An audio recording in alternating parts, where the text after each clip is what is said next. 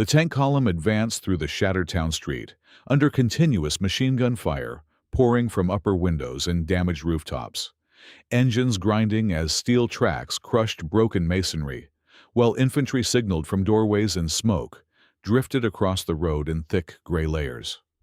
Civilians who had remained hidden began running toward alleyways as tracer rounds cut the air, and fragments chipped from stone walls. A supply truck moved just behind the second tank, its canvas sides snapping violently with each burst, as the driver followed hand signals to maintain formation through the rubble-strewn passage. She had been trying to cross toward a side lane when a burst of fire forced her back against a collapsed doorway near the edge of the street, leaving her trapped between a fallen cart and a wall, newly marked by bullet impacts with no clear path across the open ground. The sergeant, riding on the truck's rear step, saw the movement through drifting smoke and assessed the risk in seconds, signaling sharply for the driver to edge closer to the curb without breaking convoy speed, so that the column would not open a vulnerable gap. As the truck aligned with the broken frontage, rounds struck the cobbles nearby and shattered. Glass fell from an overhead frame, while the tanks continued to press forward, their guns rotating toward suspected firing points. The sergeant braced himself against the tailgate as the truck moved past the doorway and extended his arm, timing the motion to the vehicle's forward momentum. With one firm pull, he lifted her onto the rear step and into the truck bed, just as another burst tore into the wall behind her former position. The driver accelerated immediately to regain distance from the exposed frontage, keeping the truck in the shadow of the armored hull ahead, while infantry moved along the flanks to suppress the remaining fire.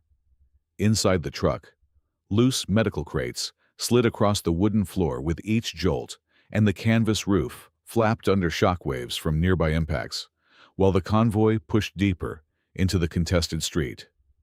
The tank's engines roared as they advanced past burning debris and abandoned barricades, and the supply truck continued forward with renewed urgency, carrying both equipment and the civilian now secured from the open line of fire, while the battle still echoed behind them. Inside the supply truck, the movement did not slow, even after she had been pulled aboard, because the column continued to push through contested streets, where machine gun fire still echoed from side lanes and upper floors. And the driver maintained speed to avoid becoming an exposed target behind the tanks ahead. The truck jolted over debris, while the canvas cover snapped against its frame with each turn.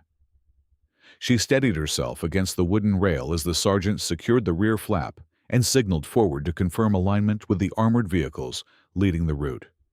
Medical crates slid across the floor as the vehicle lurched over shattered pavement, and he directed her to brace them against the side so that their contents would not scatter if the truck took a sudden turn or impact. Outside, when the tanks fired intermittently toward suspected positions, while infantry advanced along the flanks, using the heavy vehicles as moving cover through the narrow street. The truck followed closely, its position critical for sustaining the column with supplies and evacuation capacity should casualties occur.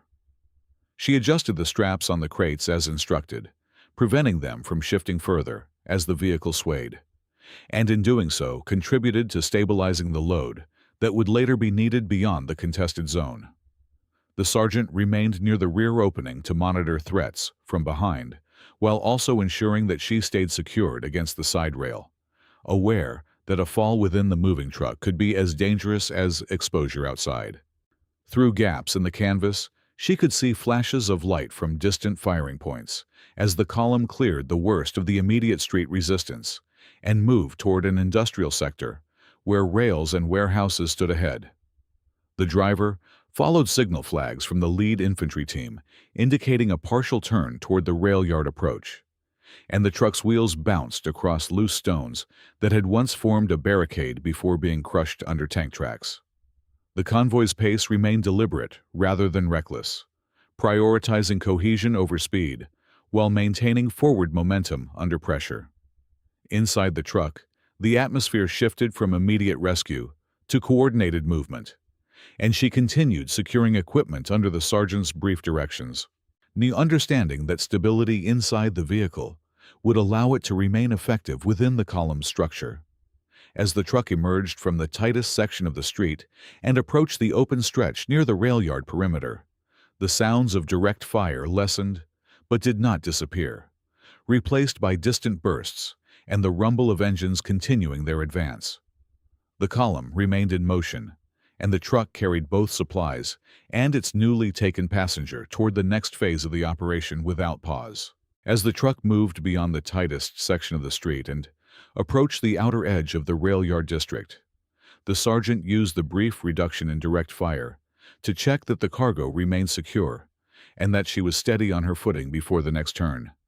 The convoy's movement remained coordinated, with tanks advancing ahead and infantry signaling from the flanks to maintain spacing.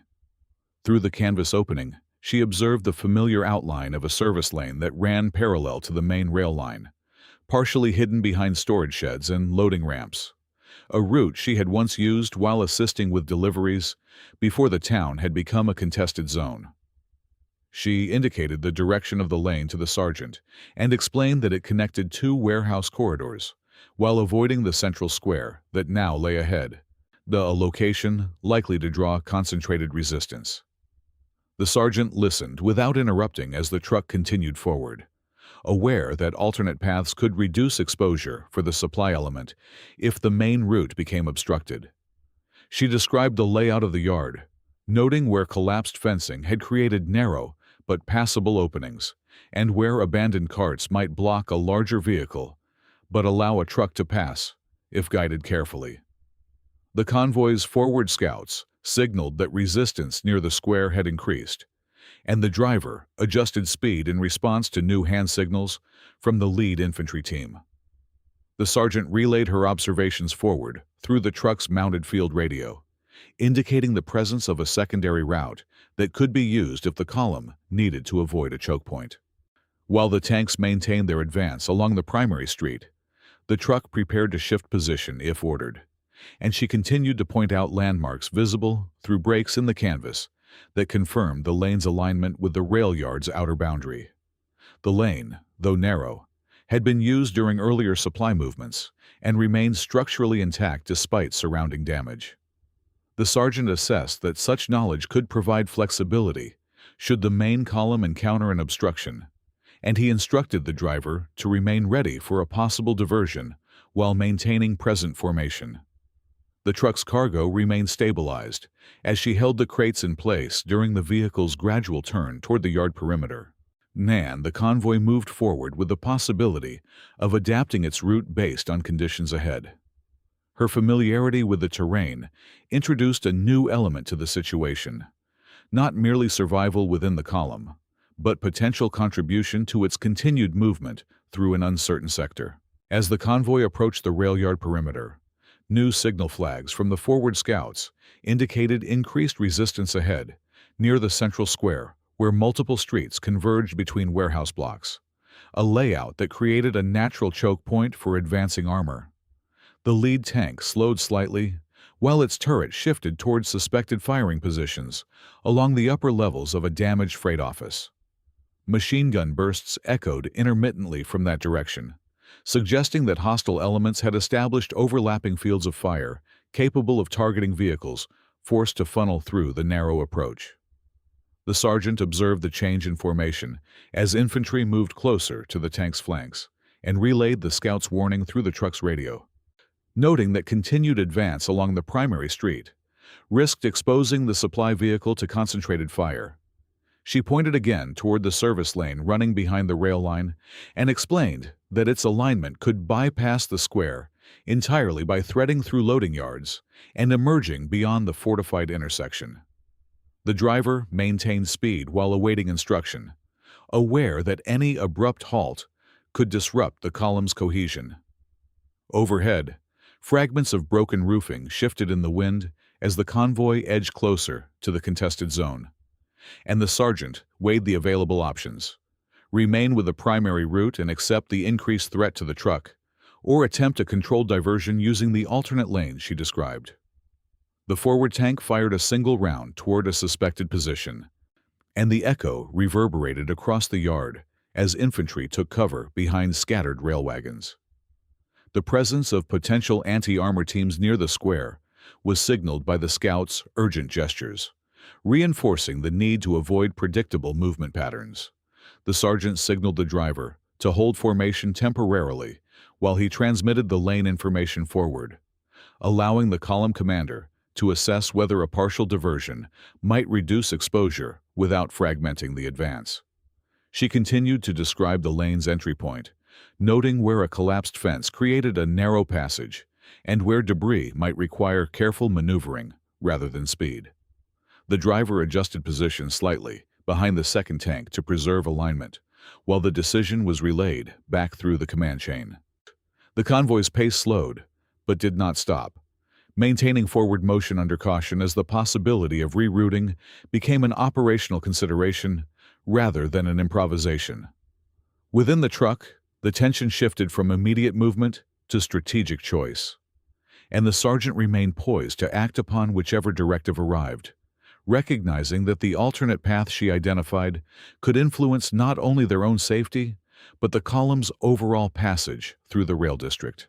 The response from the column commander came through the radio in brief coded instructions that acknowledged the rising threat near the square and authorized a controlled probe of the alternate service lane to determine whether it could support at least a portion of the convoy's movement without exposing the heavier armor to unnecessary risk. The sergeant relayed the directive to the driver and signaled infantry nearby that the supply truck would temporarily shift position while maintaining communication with the main line. Machine gun bursts intensified ahead as the lead tank adjusted its angle to cover the primary street, creating a momentary window for the truck to disengage from direct alignment without leaving the formation unsupported.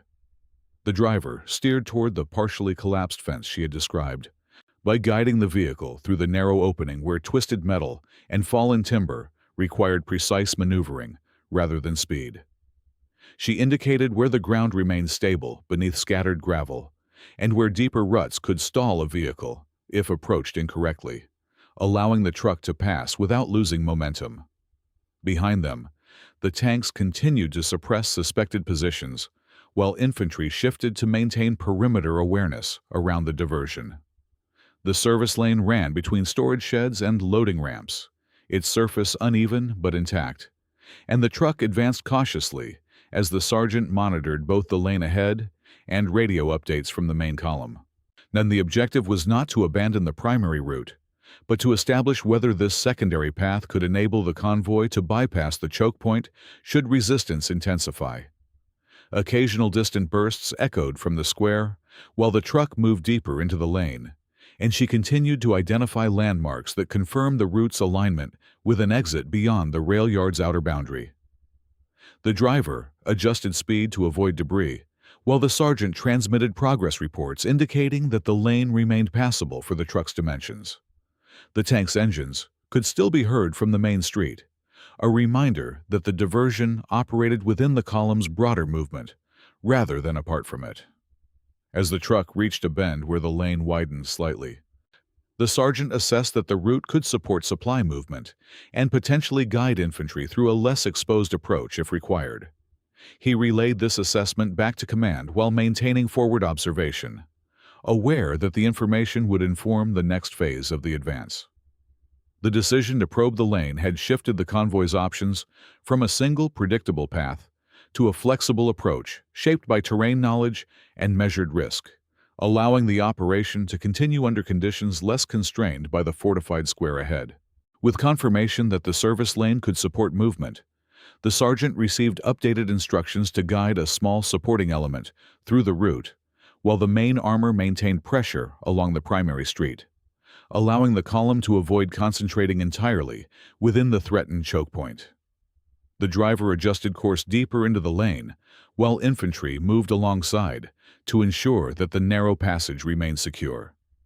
She indicated where fallen crates and splintered pallets could be shifted aside to widen the path, and under the sergeant's direction, the accompanying soldiers cleared debris quickly so that the truck would not lose momentum.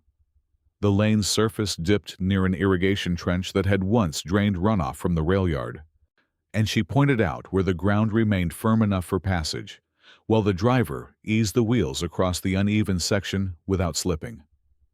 Overhead, the distant sound of tank fire continued as the primary route engaged the fortified square. Yet within the lane, the convoy element advanced with reduced exposure. The sergeant transmitted progress to the main line, confirming that the alternate route remained viable and that infantry could follow once the initial passage was secured. As they moved beyond the sheds, the lane curved toward a cluster of loading ramps where scattered rail equipment lay abandoned.